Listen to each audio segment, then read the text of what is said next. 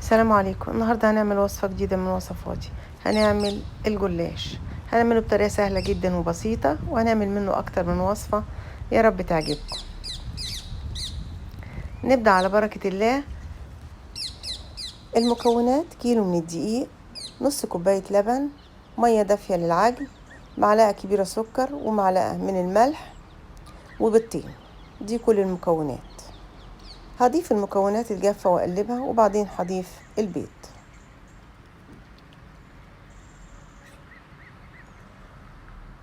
بعد كده هضيف نص كوباية اللبن،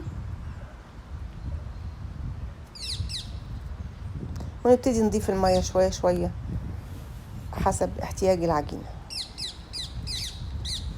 العجينة دي مش هتكون طرية، هتكون متماسكة وناعمة. هنعجن فيها كويس قوي قوي لحد لما تنعم في ايدينا. خلصنا عجن، هغطيها واسيبها ترتاح لمدة 10 دقايق.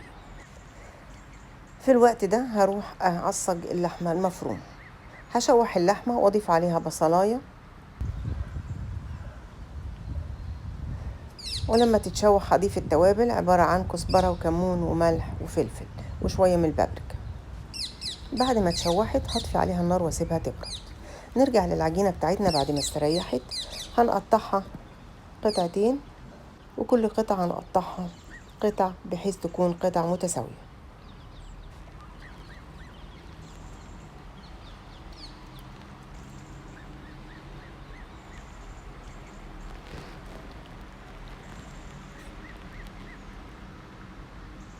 بعد كده هكورها وافرد نشا في الطبق وارصها واسيبها تستريح 5 دقايق، ونروح نقطع القطعة التانية.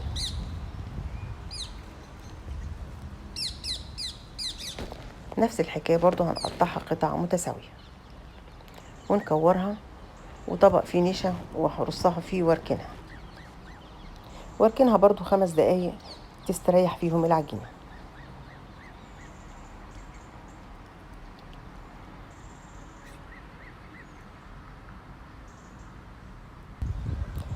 دي النشا اللي انا هفرد بيها. ما بنفردش بدقيق خالص، لازم نفرد بنشا.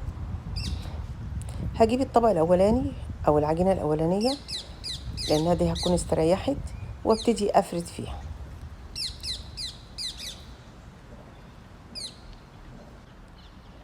هغمسها في النشا وابتدي افردها واعملها في حجم الرغيف العيش واركنها.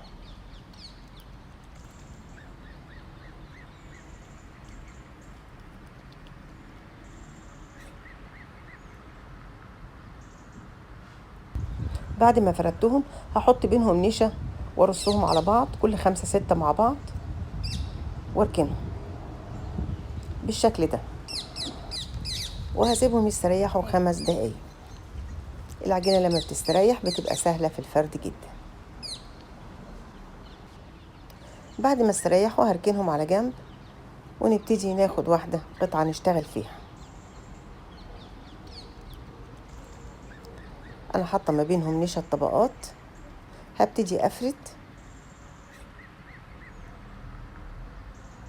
وكل شوية هبقى اطمن على ان النشا في نشا كفاية ولا لا. لو حسيت ان النشا قلت بزود شوية من النشا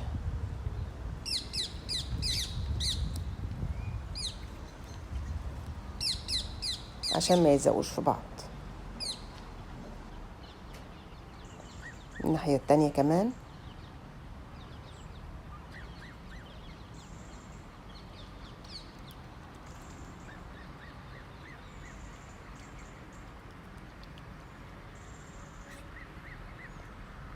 كده زودت النشا، هبتدي افرد تاني لان كل ما بفرد النشا بتقل.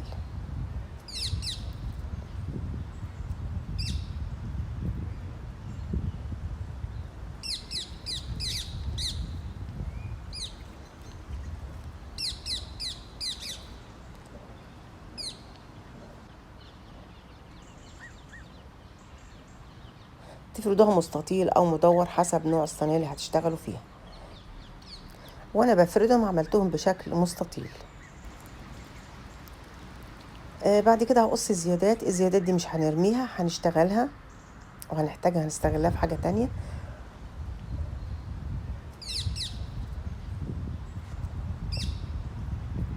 شايفين الجلاش، ورق الجلاش عامل ازاي؟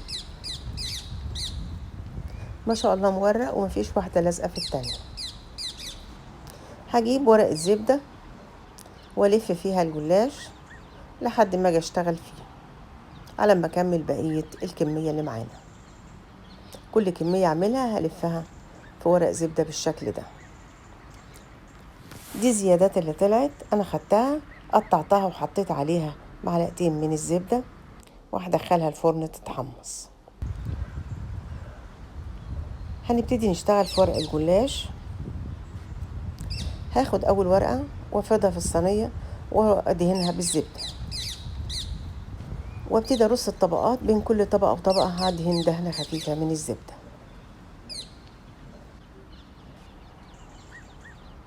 بعد كم طبقة حطيت سوداني مجروش، انتي براحتك، عايزة تحطي اي نوع مكسرات اللي يعجبك حطيه، انا اللي كان متوفر عندي سوداني.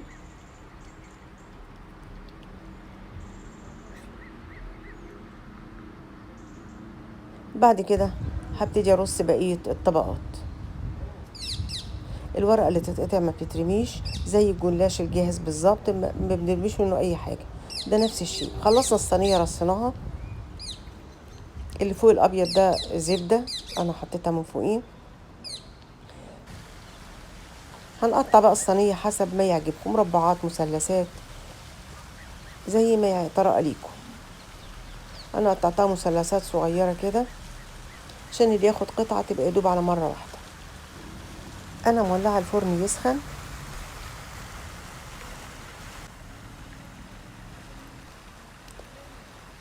هحط شوية كمان من الزبدة تاني، وبعد كده هدخلها الفرن على درجة حرارة 180. نروح بعد كده نعمل اللي هي باللحمة المفرومة. نفس الخطوات اللي عملناها في اللي هي بالمكسرات، هي نفس الطريقة، طبقات وبينهم زبدة، وفي النص هحط اللحمة المفرومة اللي احنا عصجناها. انا اختصرت في الفيديو عشان ما يبقاش طويل قوي. بعد كده كوباية من اللبن وبيضة وشوية من الملح والفلفل، وهقلبهم مع بعض وهسقي بيهم الجلاش. بعد كده هدخلهم الفرن على درجة حرارة 180. بعد كده هنعمل الجلاش الصوابع. هجيب ورقة من الجلاش وافردها وادهنها بالزبدة، واحط فيها الحشوة اللي احنا عايزينها، لحمة مفرومة، مكسرات، جبنة، الحشوة اللي احنا نفضلها، وارصهم في صينية وادهنهم زبدة وادخلهم الفرن. سهلة جدا. دي بالنسبة للزيادات اللي احنا قصيناها من الجلاش واحنا شغالين. دخلتها الفرن اتحمصت مع شوية زبدة. هضيف عليها معلقة من الزبدة، كوباية من الكريمة أو القشطة، وشوية من الفانيليا، واضيف عليها اللبن المغلي وادخلها الفرن، وتبقى عندنا أحلى أم علي. ده الجلاش الحلو بعد ما خرج من الفرن. هسقيه بالشربات.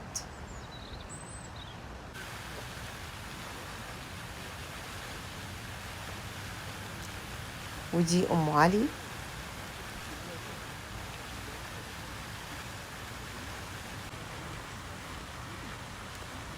وادي الجلاش الحادق اهو، اللي هو باللحمة المفرومة، وده الصوابع. ودي كانت وصفتنا النهاردة، يا رب تعجبكم وتنول رضاكم. لو عجبكم الفيديو لايك وشير، وإلى اللقاء في وصفات أخرى قادمة. سلام عليكم.